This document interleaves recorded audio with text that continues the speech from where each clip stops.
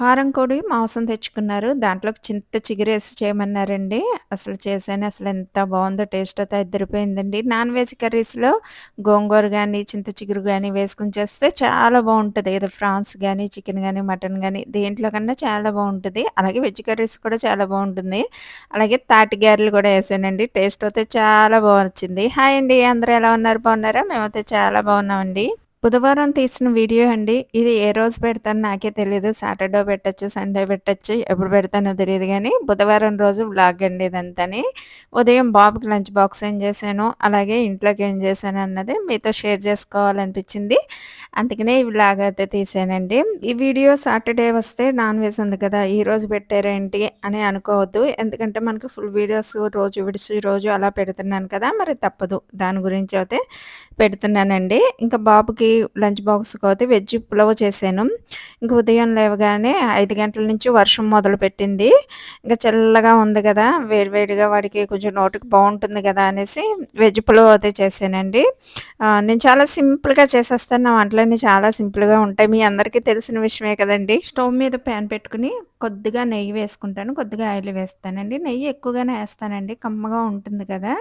Rice అని చెప్పేసి నెయ్యి ఎక్కువ వేసుకొని, ఆయిల్ వేడయ్యాక కొంచెం బిర్యానీ ఆకు, బిర్యానీ స్పైసెస్ కూడా కొద్దిగా వేసుకొని, అవి వేగాక కూరగాయ ముక్కలు కట్ చేసిన బంగాళదుంపలు, టమోటా, క్యారెట్టు, పచ్చిమిర్చి, ఆనియన్స్ ఏసుకున్నాను. మిల్ మేకర్ ఏద్దాం అనుకున్నానండి మర్చిపోయానింకా. ఇంక సరే అనేసి అవన్నీ వేగాక అల్లం వెల్లుల్లి పేస్ట్ కూడా వేసేసుకొని, కరివేపాకు అన్నీ ఏసేసుకొని వేగనిచ్చాక బియ్యం కూడా నేను ఒక గ్లాస్ బియ్యం తీసుకుంటానండి. ఆ బియ్యం నీట్‌గా కడిగేసి పక్కన పెట్టుకొని, అయి నీళ్ళు లేకుండా తీసుకొని, ఆ బియ్యాన్ని ఒకసారి వేసేసుకొని, మన ప్యాన్‌కి అంటుకోకుండా సిమ్‌లో పెట్టుకొని వేగించుకుంటా ఉంటే, మనకి రైస్ ఉడికాక పొడి పొడిలాడుతూ వస్తదండి. చిన్న చిట్కా అండి. అలా వేగించుకున్నప్పుడు. కొందరైతే కొంచెం వాటర్ పోసేసాక బియ్యమేస్తారు. నేను అలాగా చేస్తాను, ఇలాగా చేస్తానండి. ఇంకా రైస్ ఏసేసుకొని సన్నంగా ఏగించేసుకొని, నేను ఒక గ్లాస్‌కి 2 గ్లాసులు నీళ్ళు ఒక గిన్నెలోకి తీసుకొని వేరే స్టవ్ మీద మరిగించి పెట్టుకున్నానండి. వేడి నీళ్ళు పోసుకుంటేనే పులావ్ బావుంటది. అంటే చన్నీళ్ళు పోసామంటే బియ్యం మళ్ళీ మెత్తబడిపోయి మళ్ళీ ఫస్ట్ నుంచి ఉడకవలసొస్తది. అలా కాకుండా వేడి నీళ్ళే పోసుకున్నామంటే ఈ వేడికి, ఆ వేడికి చక్కగా ఉడికి పొదునుగా రైస్ రెడీ అయిపోతుందండి. లాస్ట్‌లో ఇంగ ఉప్పు, గరం మసాలా వేసేసుకొని ఇంకా కొత్తిమీర కూడా జల్లేసుకొని మూత పెట్టుకున్నామంటే మగ్గుతూ ఉంటది. ఈ లోపల మా వారు టీ అన్నారండి. ఉదయాన్నే ఆయనకి టీ ఉండాలి గదా! టీ కూడా పెట్టేసాను. పులావ్ కూడా రెడీ అయిపోయిందండి. కమ్మగా స్పైస్ లేకుండా టేస్ట్‌గా చాలా బావుంటుందండి. ఇంకా వాడికి ప్లేట్‌లోకి తీసి లంచ్ బాక్స్‌కి చల్లారబెట్టేస్తాను. చల్లారబెట్టేసి బాక్స్‌లో పెట్టామంటే మనకి స్మెల్ రాకుండా ఉంటుంది. వేడి వేడిది పెడితే మూత పెట్టేసామంటే స్మెల్ వచ్చేస్తదండి వాళ్ళు తినే టయానికి. అందుకని చల్లారబెట్టేసే లంచ్ బాక్స్‌లోకి నేను పొద్దున్నే ఏ రోజన్నా సరే రైస్ అన్నా, కర్రీస్ అన్నా చల్లారబెట్టేసే పెట్టేస్తాను. ఇంకా చల్లారబెట్టేసి బాక్స్ పెట్టేసానండి. అదే కొంచెం కొంచెంగా టిఫిన్ కింద కూడా తినేసాం. వర్షం పడుతుంది గదా! కమ్మగా బావుంది వేడి వేడిగాని. అదే టిఫిన్ కూడా అయిపోయింది మాకు. ఇంకా వాడిని పంపేసాక షింక్‌లో ఉన్న సామాన్లన్నీ తోమేసుకొని, ఇంకా బట్టలు ఉతికాను గదా! అయన్నీ ఆరేసానండి. ఒకేపు నుంచి ఆరేస్తున్నాను, ఒకేపు నుంచి తీస్తున్నాను. ఎందుకంటే వర్షం ఒకసారి పెద్ద జడికిందొచ్చేస్తే సందులోకొచ్చి బట్టలు తడిచిపోతాయి. అలాగే తీయడం, వేయటం. వర్షం వస్తే ఇంక ప్రతి ఇంట్లోనే అలాగే ఉంటది కదండీ! ఇంకా ఆడవాళ్ళ అదృష్టం ఏంటంటే, ఈ కంఫర్ట్స్ అయ్యి వచ్చాక ప్రాబ్లమ్ ఉండట్లేదండి. లేపోతే బట్టలు అలా వర్షాకాలం ఆరేసిన బట్టలు ఎలాగైనా ముక్కు కంపొస్తాయి గదా! అలాంటేటప్పుడు ఇలాంటి కంఫర్ట్స్ అయ్యి పెట్టేసుకున్నామంటే మంచి స్మెల్ ఒస్తాయి కాబట్టి ఆ ప్రాబ్లమ్ ఉండట్లేదులెండి. ఇంక తర్వాత తాటికాయలయితే అక్క ఎప్పుడో తెచ్చిందండి. అప్పుడు నేను 4, 5 రోజులే అయిపోయింది.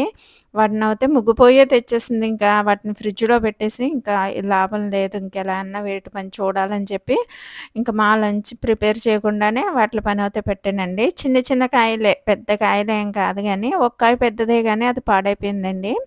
ముగ్గిపోయి కొంచెం స్మెల్లొచ్చేసింది. ఇంకా దాన్ని పక్కకు పెట్టేసి, 2 చిన్న చిన్న కాయలుంటే వాటినయితే కాయ కొట్టామంటే మెత్తబడిపోతుంది గదా! గొజ్జు. అలా కొట్టి మొత్తం పీచు, పైన తొక్క తీసేసి నీట్‌గా అయితే గొజ్జు తీసేసుకున్నానండి. తాటి రసం తీస్తా ఉంటే మంచి స్మెల్ అండి. ఇల్లంతా మంచి స్మెల్లొచ్చి భలే అనిపించింది. అసలు పచ్చికాయే తినేసేవాళ్ళం మేమవుతేని. లేతే అమ్మ వాళ్ళు పొయ్యిలో ఏసి కాల్చిచ్చేవారు. అలా కూడా చాలా బావుంటుంది. ఇంక మా వారికైతే వడలంటేనే ఇష్టం. గారెంటేనే ఇష్టమండి. రొట్టె పెద్దగా తినరు. మా ఇంట్లో నేను రొట్టె తింటాను. ఆయన గారె తింటారు. ఆయనకిష్టమైందే చెయ్యాలి కాబట్టి ఇంకోసారి ఎప్పుడైనా రొట్టేసుకుందాంలే అని చెప్పేసి, ఇంకా ఆయన కోసం అయితే గారెలేస్తున్నానండి. వరి నూక నేను ముందుగానే ఇంట్లో ఆడి పెట్టుకొని ఉంచుకున్నాను. సన్న రవ్వ, అది పిండి కాక రవ్వ కాకుండా ఆ స్టేజ్‌లో ఆడి పెట్టుకొని ఉంచుకున్నానండి. నాకు ఒక కప్పు తాటి రసానికి 2 కప్పుల దాకా పిండి నూక పట్టింది. కొంచెం కొబ్బరి యేసుకొని, తగినంత బెల్లం యేసుకోవాలి. అంటే తాటి పీసం కొంచెం టేస్ట్‌గా తియ్యగానే ఉంటది కదా! దానికి తగ్గట్టు చూసుకొని బెల్లం యేసుకొని కలిపేసుకొని, మన చేతికి జారకుండా ఉండేలా చూసుకోవాలండి. తాటి గారెలకి. రొట్టెకి కొంచెం పలుచగా ఉన్నా పర్వాలేదు గానీ, గారెకి మాత్రం చూసుకొని వేసుకోవాలి. ఇంకా 10 నిమిషాలు, ఒక అరగంట పక్కన పెట్టేసానండి కలిపి. అప్పుడు నూక నానుతది కదా! నానితే మంచిగా అవుతాయని చెప్పేసి పక్కన పెట్టుకున్నాను. ఇంకా స్టవ్ మీద మన బుల్లి మూకుడు పెట్టుకున్నాను. ఈ మూకుడు గురించి ఎంతమంది కామెంట్స్ చేస్తారంటే, "ఎక్కడ తీసుకున్నారక్క ఆ మూకుడి? లింక్ పెట్టరా అక్క" అని అడుగుతారు. ఇది నేను అక్క నాకు తెచ్చిపెట్టిందండి. కాశీ వెళ్ళినప్పుడు ఈ వరకు ఒక వీడియోలో కూడా చెప్పాను మీకు. అక్క కాశీ ఎళ్ళినప్పుడు ట్రైన్‌లోకొచ్చినియంటండి సెట్టు 3 కింద సెట్టు. పెద్ద పెద్ద మూకుడులో పెడుతుంటే ఎక్కువ ఆయిల్ పట్టేసి ఆయిల్ అంతా వేస్ట్ అయిపోతుంది. అందుకని ఈ చిన్న మూకుడులో అనుకోండి చక్కగా కొద్దిగా ఆయిలే పడుతుంది. ఎప్పటికవుతే అప్పటికే ఏసుకోవచ్చులే 2, 3 కింద అని చెప్పేసి దీంట్లోనే ఏసుకుంటున్నాను. ఇప్పుడు మనకి హడావిడి ఏముంది అని చెప్పేసి ఇంక దీంట్లోనే వేస్తానండి. ఆయిల్ కూడా ఎక్కువ వృధా అయిపోకుండా ఉంటుందన్నమాట. ఈ స్వీట్ కదా! మళ్ళీ ఆయిల్ పెద్దగా దేంట్లోనే వేయం కదా! అని చెప్పేసి ఇంకా కొద్దిగానే ఆయిల్ వేసి అలాగే 2, 3 వేస్తూ తీసేసానండి. ఒక 10, 15 దాకా అయినాయండి గారెలు. టేస్ట్ అయితే చాలా బాగున్నాయి. కానీ వేడి వేడియి తినకూడదు. కొంచెం చిరు చేదులా అనిపిస్తదండి. సాయంకాలం గానీ, మొరనాటికి గానీ చాలా అంటే చాలా బావుంటాయి. కొంచెం బీసి లోపలంతా బావుంటది. ఇది హైలో పెట్టుకొని కూడా వేసుకోకూడదండి గారి. మీడియం ఫ్లేమ్‌లో పెట్టుకునే వేయించుకోవాలి. మరీ హైలో పెట్టామంటే పైకి ఎరుపొచ్చేసి లోపల ఉడకకుండా ఉంటుంది. అలా కాకుండా మీడియం ఫ్లేమ్‌లో పెట్టుకొని వేగించుకుంటే చాలా బావుంటాయండి. నేను ఆగలేక ఒక టేస్ట్ చేశాను. అప్పటికి చాలా బావుందండి. ఇంకా ఆ పని పక్కన పెట్టేసి మళ్ళీ ఒకసారి గ్యాస్ అంతా క్లీన్ చేసేసుకొని, ఈ లోపల మా వారైతే ఫారం కోడి తెచ్చుకున్నారు. ఆయనకి ఫారం కోడి అంటే చాలా ఇష్టం. మా వాడికి బాయిలర్ తింటాడు. ఇది తెచ్చిన రోజు వాడు తినడు. వాడికి సెపరేట్‌గా తేవాల్సిందేనండి. ఈ లోపల ఎవరికో అర్జెంట్‌గా 2 బాక్సెస్ పూతరేకులు కావాలని చెప్పేసి ఇంకా వాళ్ళకైతే చుట్టలు చుట్టేసి 2 బాక్సులు ఇచ్చేసానండి. మధ్యలో ఇలాగే వస్తూ ఉంటాయండి. ఇంకా తప్పదు లోకల్‌లో మాట.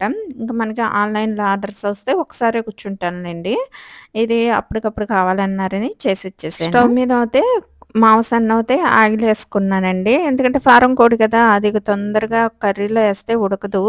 దానికోసం ముందుగానే కొంచెం పసుపు, ఉప్పు వేసేసి ఉడికించి పక్కన పెట్టుకున్నాను. ఇంకా స్టవ్ మీద ప్యాన్ పెట్టి ఆయిల్ వేసుకొని, ఆయిల్ వేడయ్యాక ఉల్లిపాయ ముక్కలైతే కట్ చేసినవి వేసేసుకున్నానండి. అవి బాగా వేగేదాకా వేగుతూ ఉంటాయి గదా! ఈ లోపల చింత చిగురునైతే శుభ్రం చేసుకున్నానండి. ఈనులు అయ్యి ఉంటాయి కదా! ఆ కొమ్మలు అవిని అయి నీట్‌గా క్లీన్ చేసేసుకొని, కడిగేసుకొని అప్పుడు పక్కన పెట్టుకున్నానండి. పులుపు చూసాను చాలా బావుంది. నేనప్పుడే 2, 3 సార్లేసాను. ఇంకా రావట్లేదేమో అనుకున్నాను గానీ, మా వారికి మరి ఎక్కడ దొరికిందో గానీ బానే దొరికిందండి. 50 గ్రాములు రూ. 100 తినాలి అని కోరిక పుట్టాక డబ్బుల కోసం అయితే ఎనక చూడం కదా! అది 100 అయినా అవ్వచ్చు, 1000 అన్నా అవ్వచ్చు. ఇంకెంతైనా తప్పదు. ఉల్లిపాయ ముక్కలు వేగాక అల్లం వెల్లుల్లి పేస్ట్ కూడా వేసేసుకొని, ఇంకొకసారి బాగా వేగనిచ్చేసుకోవాలండి ఉల్లిపాయ ముక్కలు. ఎంత ఏగితే కర్రీకి అంత టేస్ట్ ఉంటది. నాన్ వెజ్ కర్రీస్‌కి ఉల్లిపాయ ముక్కలు బాగా వేగితేనే బావుంటుందండి. ఇంకా అలా అల్లం వెల్లుల్లి పేస్ట్ వేగాక కూడా మనం ఉడికించిన చికెన్ అయితే ఏసేసుకున్నాను. ఏసేసుకొని ఒక్కసారి అన్నిటిని కలిపేసుకున్నానండి. కలిపిన దాంట్లోనే కారం వేసుకోవాలండి ఇప్పుడే. కారం అయితే నేను 2 స్పూన్స్ దాకా ఏసుకున్నాను. ఎందుకంటే చింత చిగురు ఏసుకుంటాం కదా! కొంచెం స్పైసీగా ఉంటేనే బావుంటది. పులుపుకి ఉప్పు, కారాలు కూడా ఎక్కువగానే పడతాయండి. అలాగే గరం మసాలా కూడా వేసేసుకున్నాను. కలిపేసుకొని 2 కలిసి ఇలా అన్నిట్లికి ముక్కలకు పట్టించేసాక ఇక్కడ కూడా వేడి నీళ్ళే పోస్తానండి. నాన్ వెజ్ కర్రీస్‌కి, పులావ్స్‌కి ఎప్పుడు కూడా వేడి నీళ్ళే ఒక పక్కన స్టవ్ మీద పెట్టేసుకుంటే మనం నీళ్ళు కాగితే వేసేసుకోవచ్చు మాట అన్నీ వేగాక. ఇలా వేడి నీళ్ళేసుకుంటే చక్కగా మనకు తొందరగా అయిపోతుందండి. బావుంటది. ముక్క కూడా తొందరగా ఉడుకుతుందన్నమాట దాని గురించి. ఇంకా సగం ఉడికిపోయిన తర్వాత దగ్గరకొచ్చేస్తుందనగా చింత చిగురేసేసుకొని ఒకసారి కలిపేసుకొని మూత పెట్టుకున్నామంటే చక్కగా మగ్గిపోతుందండి. కూర కూడా చాలా టేస్టీగా వచ్చింది. కర్రీ అయిపోయినియి. అలాగే గారెలు కూడా రెడీ అయిపోయినియండి. టేస్ట్ చూసాను అదిరిపోయింది. వీడియో నచ్చినట్టయితే ఒక లైక్ చేయండి. కొత్తగా మన ఛానల్ చూస్తే తప్పకుండా సబ్స్క్రైబ్ చేసుకొని నాకు సపోర్ట్ చేస్తారని మనస్ఫూర్తిగా కోరుకుంటున్నాను.